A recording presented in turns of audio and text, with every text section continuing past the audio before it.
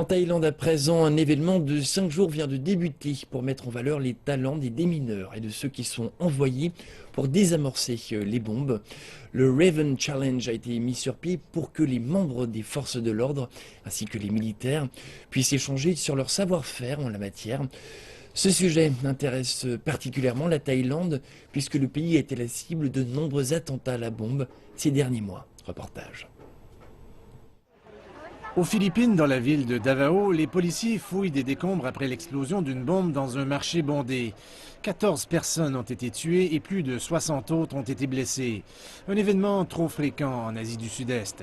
Et c'est en raison de ce genre d'événement à Davao que ces hommes se réunissent dans la ville de Hua Hin, en Thaïlande, lundi matin. Des experts en explosifs de partout dans le monde se sont donné rendez-vous.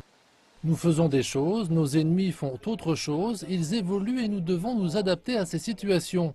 Nous tentons de suivre le rythme pour être toujours à l'avant-garde. Nous savons qu'il y a des changements, mais nous nous adaptons avant qu'ils ne puissent le faire. Les dernières avancées en matière de protection contre les explosifs sont présentées ici. La chance de partager des expériences avec des collègues de partout dans le monde fait partie intégrante de l'événement. Mais ce n'est pas une coïncidence si cet événement est organisé en Thaïlande, où des attentats à la bombe se produisent sur une base quasi quotidienne et ont visé des stations balnéaires. Ces attaques ont illustré les défis auxquels font face ces experts en explosifs. De petites bombes artisanales placées dans des rues grouillantes de monde. Une réalité dans des zones de guerre, mais pas dans des stations balnéaires.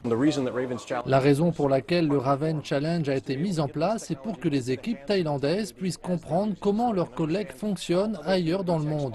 C'est utile de voir ce que les autres font pour ensuite trouver ses propres solutions. Les attentats de Bangkok, il y a un peu plus d'un an, ont démontré à quel point les autorités thaïlandaises étaient mal préparées à contrer un événement majeur. Plusieurs éléments de preuve ont été perdus dans le chaos qui a suivi les attaques.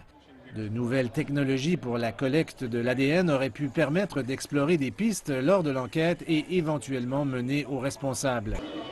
Nous avons discuté avec les organisateurs et ils voulaient savoir si c'était possible de récupérer des échantillons d'ADN sur des morceaux de bombes, sur des sacs à dos, des choses comme celle-là.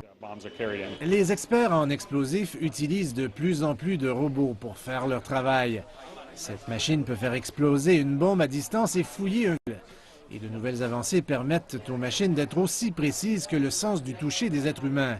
Et tout cela sans risquer la vie d'un seul policier.